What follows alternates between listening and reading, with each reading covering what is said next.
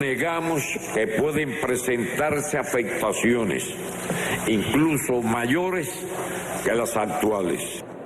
El líder del régimen cubano, Raúl Castro, aceptó que la economía de la isla afronta circunstancias adversas motivadas por la crisis de Venezuela y la contracción en el suministro de su petróleo. Sin embargo, señaló al embargo comercial por parte de Estados Unidos como otra de las causas. El fin del embargo sigue siendo la principal exigencia en La Habana para el restablecimiento de las relaciones con Washington, mientras en la isla la violación a los derechos humanos continúa. La disidente Comisión Cubana de Derechos Humanos y Reconciliación denunció que en lo corrido de este año ya son más de 6.500 las detenciones que se han llevado a cabo por motivos políticos. La histórica visita del presidente de Estados Unidos a Cuba en marzo dejó un mensaje de apertura política y libertad para los cubanos. Pero habiendo quitado la historia la sombra de la historia de nuestra relación, debo hablar honestamente sobre las cosas en las que yo creo. Creo que los ciudadanos deberían tener la libertad de hablar y decir lo que piensan sin temor, organizarse y criticar a su gobierno y de protestar de manera pacífica. Pero mientras ante las cámaras Barack Obama se reunía con la disidencia cubana, con Berta Soler, con Elizardo Sánchez, con otros disidentes que están aquí en la isla. En las calles, organizaciones como las Damas de Blanco eran reprimidas por exigir la libertad de los presos políticos. ¡Viva la democracia! La dualidad siempre presente en el camino al restablecimiento de las relaciones entre Washington y La Habana. 4 meses después de que el mandatario estadounidense se convirtiera en el primero en pisar la isla después de 88 años, el fin de la violación a los derechos humanos sigue siendo un clamor del pueblo. Solo en junio se registraron al menos 500 arrestos arbitrarios por motivos políticos, según denunció la disidente Comisión Cubana de Derechos Humanos y Reconciliación Nacional. El informe señala que aunque se disminuyeron relativamente las detenciones de corta duración, aumentó el número de opositores encarcelados este año. Cifra que ya supera el centenar de internos en prisiones y campos de trabajo, 20 de ellos pertenecen a la Unión Patriótica de Cuba. A más de 3 meses de los anuncios del presidente Obama, el 15 de marzo, de que se eliminaría la prohibición a Cuba para utilizar el dólar en sus transaccionales, lo cierto es que no se ha logrado todavía efectuar pagos ni depósitos en efectivo en esa moneda. El fin del embargo parece ser la única preocupación del líder cubano Raúl Castro, pero los problemas económicos que afronta la isla parecen más motivados por otros factores como la crisis de Venezuela y la contracción en el suministro de petróleo. No negamos que pueden presentarse afectaciones, incluso mayores que las actuales. Ante la Asamblea Nacional, Castro aceptó que la economía del país afronta circunstancias adversas y aseguró que los efectos generados por la crisis en Venezuela, su principal socio, son producto de la guerra económica para debilitar la llamada revolución. En el primer semestre, el Producto Interno Bruto creció un 1%, la mitad de lo que nos habíamos propuesto.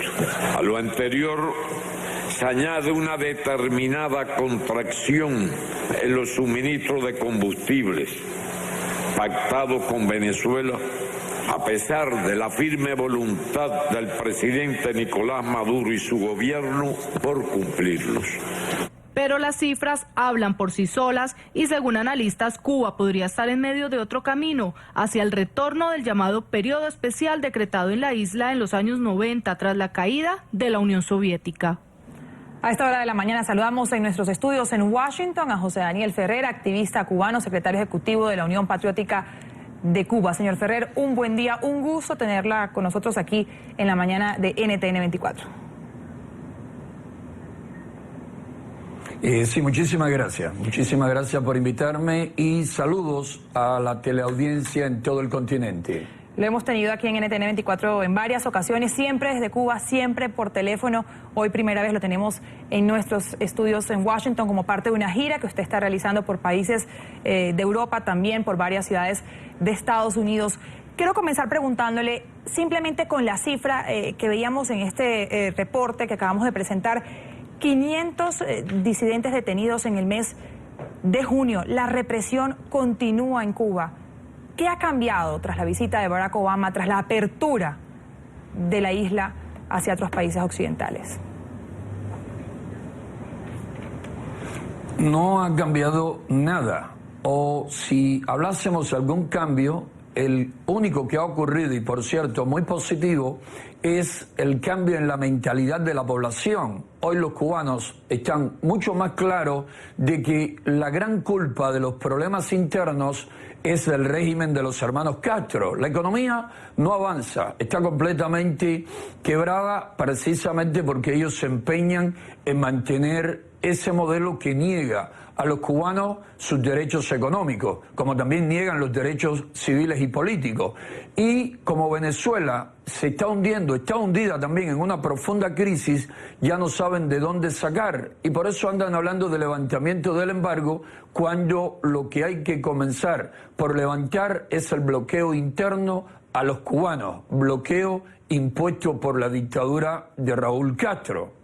Claro, justamente, pues Castro insiste en que las relaciones no pueden avanzar mientras no se levante ese embargo. Sin embargo, hay otras voces, gente que vive dentro de la isla, que dice que lo primero que debe tratarse es precisamente la situación de derechos humanos. Veíamos el discurso un poquito modificado, arreglado sobre este tema cuando Obama visitó en marzo la isla, diciendo o dando prioridad a esto de los derechos humanos, que la gente no debe quedarse callada. Incluso pues se lo veía a Raúl Castro bastante molesto con algunas preguntas de los periodistas cuando decía ¿cómo es posible que aquí todavía haya personas detenidas por pensar distinto al régimen? Él decía, a ver, facilíteme la lista de las personas que están detenidas en la situación que usted dice.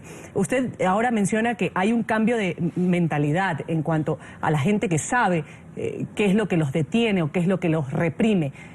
¿Cómo cree usted que va a ir evolucionando con el tiempo y en medio de este tipo de situación de reapertura y de inicio de relaciones entre Estados Unidos y Cuba, el hecho de que la gente pues ya sepa cuál es el verdadero problema y también lo importante, cómo lo pide cuando todavía existe la represión dentro de la isla? Sí, en la medida que la población va viendo o va sintiendo quién es el verdadero culpable, pues el régimen acelera o aumenta, incrementa la represión con la intención de paralizar cualquier reclamo, cualquier protesta. Pero cada vez la población manifiesta de manera más abierta su verdadero sentir. Cada vez o cada día ocurren más manifestaciones de protestas, de descontento, y a la larga el régimen no va a poder contener los reclamos de un pueblo que está cansado de vivir en la miseria y bajo la más profunda opresión. El pueblo se va levantando poco a poco, la oposición va avanzando, va atrayendo cada vez más ciudadanos a nuestra fila, y el cambio se va acercando aun cuando el régimen se atrinchera. Ahora, usted habla de un cambio de mentalidad en las personas, del régimen se mantiene fuerte, como usted lo plantea.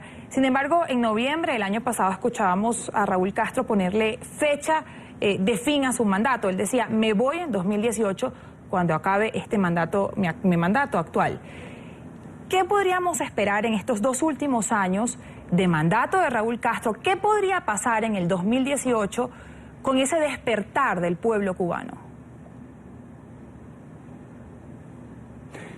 Sí, Raúl Castro anunció que terminaría como presidente de los consejos de Estado y de ministro, pero seguiría como primer secretario del Partido Único, del Partido Comunista. Y el Partido Comunista, según la Constitución, y lo es de hecho, es quien controla de manera arbitraria y a través de la fuerza de la represión al pueblo, a la sociedad cubana.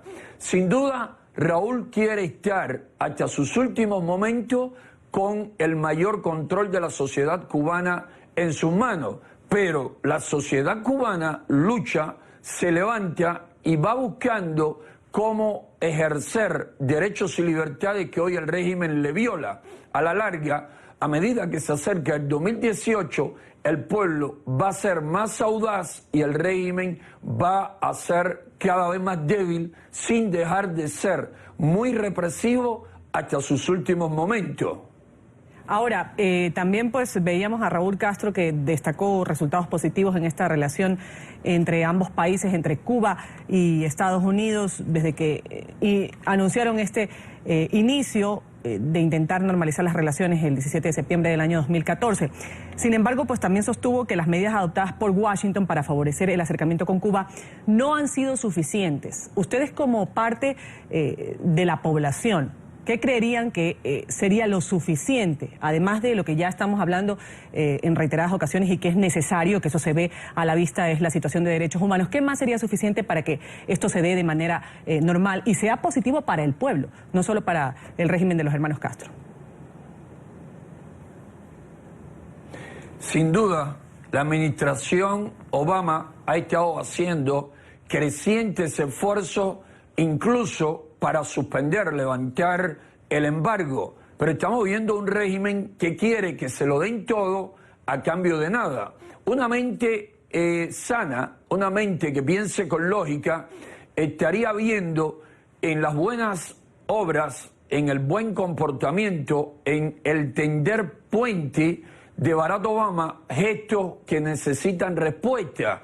Y la respuesta del régimen es más represión. Pero no solamente más represión, tampoco se ve por ningún lado la apertura económica que han tratado de hacerle ver al mundo que están dispuestos a hacer. Y es obvio que ni Estados Unidos, ni ningún gobierno, ni ningún Estado democrático, ningún gobierno del mundo libre va a ser tan ingenuo o incauto de que va a estarle dando al régimen de los Castro lo que muchos necesitan en un momento en que van perdiendo Venezuela, como perdieron en un momento a la Unión Soviética, para entonces contar con el dinero, con el apoyo del mundo libre para seguir oprimiendo a 11 millones de habitantes. Si fuesen razonables, estuviesen disminuyendo de manera notable la represión y aumentando los espacios económicos y también civiles y políticos que se empeñan en negarle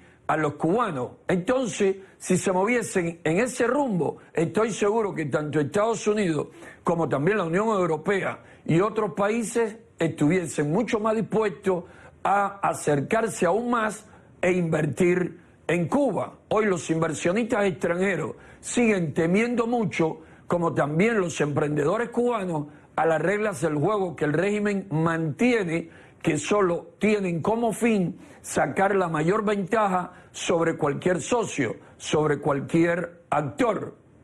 Señor Ferrer, lo escucho y sin duda recuerdo las veces que usted ha sido detenido por denunciar a la represión del régimen cubano dentro de la isla. ¿No teme usted que a su regreso a Cuba pueda ser detenido o pueda sufrir algún tipo de retaliación por todo lo que ha dicho a lo largo de esta gira que ha hecho por algunos países de Europa y en varias ciudades de Estados Unidos?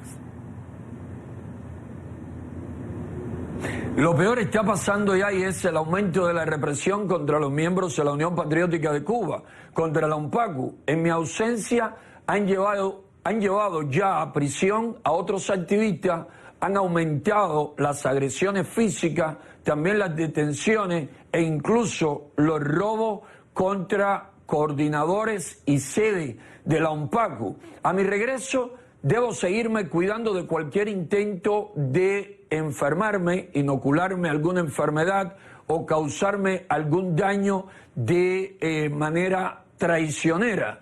Con la prisión no siento preocupación porque ellos saben que vencí o hemos vencido mucho el miedo a la prisión que muchos hemos sentido durante años y que no nos preocupa, que estamos dispuestos a pagar el costo de la libertad. Como decía Martí, cuesta cara y hay que decidirse a pagarla por su precio. Pero sin duda hay que cuidarse allí mucho porque el régimen, con tal de mantener el control, es capaz de todo exceso, de atentar contra quienes de una u otra manera le caemos muy mal.